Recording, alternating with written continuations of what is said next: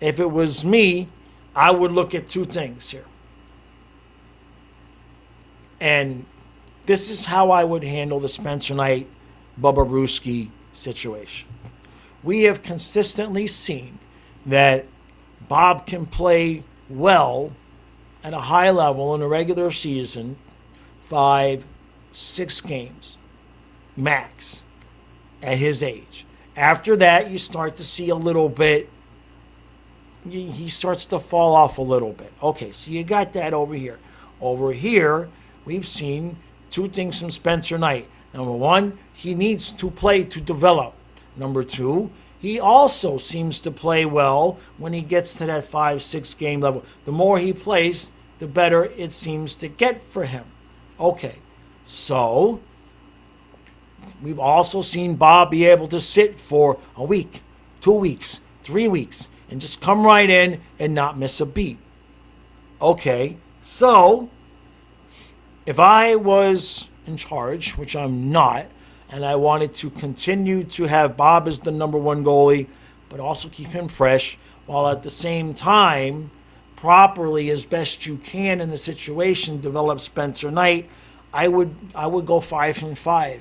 I would give Bob 5 games and then Knight 5 games, and then Bob 5 games and then Knight 5 games, as best as you could, considering back-to-backs and somebody gets sick or injured or something like that.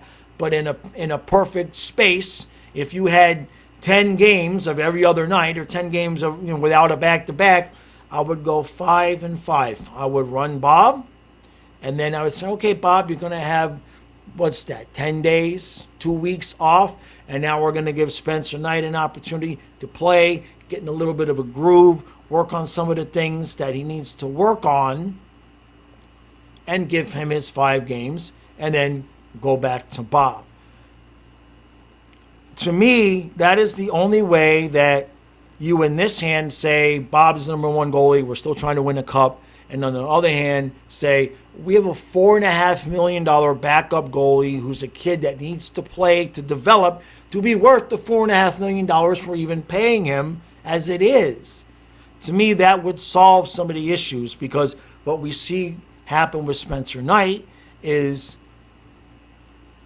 he's not playing consistently enough, right? So he's a young goaltender. So maybe that first game he's coming in, he's a little shaky, okay? Gives up a lot of early goals, right? He's a little shaky. Then the more he plays, the better he gets, okay? So if you're going to give him 5 games at a time, all right, he might start to improve a little bit when he's coming back from those, whatever it is, 2 weeks off that he has when Bob is playing.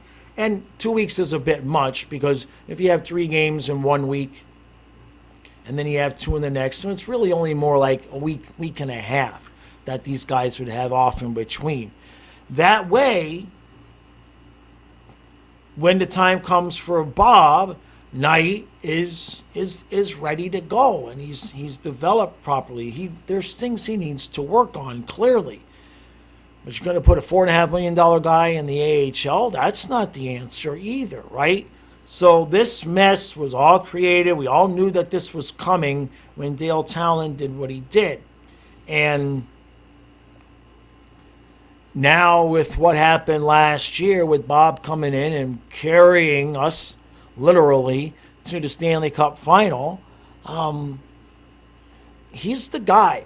There's 3 more years in his contract. There's 3 more years in the Spencer Knight contract. I think the Panthers have learned their lessons about big buyouts and whatnot, right? I mean, we're just now getting rid of the Yandel hit. And I know there's some people that think when the modified no move clause kicks in for Bob, that we're going to move him. But not if we have another playoff run. The only reason we're going to move Bob at this point is if his skills decline to the point where he can no longer help us in the playoffs. And that clearly is not the space that we're in.